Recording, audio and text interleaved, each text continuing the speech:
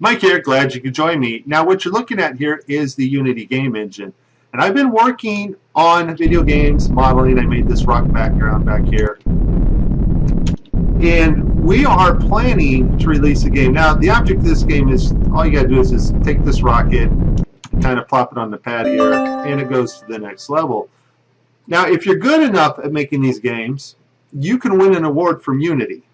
Unity Awards 2017, and here is a list of developers who have gone beyond the Call of Duty to make great games. So I think the interesting thing here is what we've already known is that our own government has won an award. Yes, NASA, Jet Propulsion Labs, teaming up with Microsoft HoloLens technology, they have managed to fake Mars and make it convincing.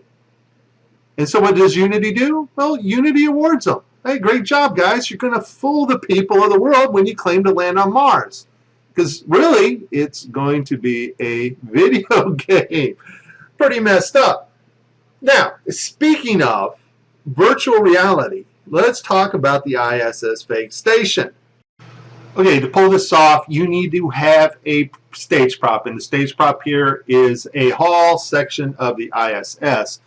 Also, you need on a separate video layer objects in virtual space that can move around by software, such as the paper on the wall, the netting there on the back, this contraption here on the right wall, and there's some box or something bungee corded above there. Now, all those objects are on a separate virtual layer, so they can be manipulated by software to look as if they are floating around.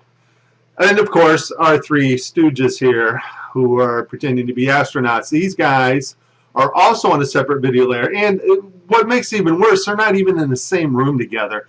Thanks to the technology of telemetrics, which can bring people in from all over the place and put them in a virtual reality environment. So what you're about to see, if the camera that contains the virtual reality layer, okay, glitches out, okay, or has maybe compression errors, then that layer will also glitch out, and this is exactly what we're going to see now.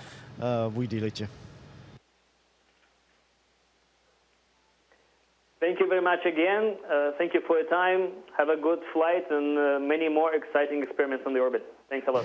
Now, when they said goodbye, I guess the virtual reality camera was cut off. And so the objects that were on the virtual reality layer, the objects that needed to be floated in space by 3D software, vanish out. I want you to notice the hull, the other camera, the stage prop, the hull of the ISS, stays perfectly in focus. If this had been a compression error from the ISS, the whole video would have washed out.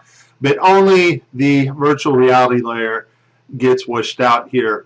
Also note, you can see the green screen behind the guy right about here. When he's there, it is, the green screen right there behind him starts to show, and then they cut to mission control. So this is Mike destroying the fake station once again. Please like and subscribe.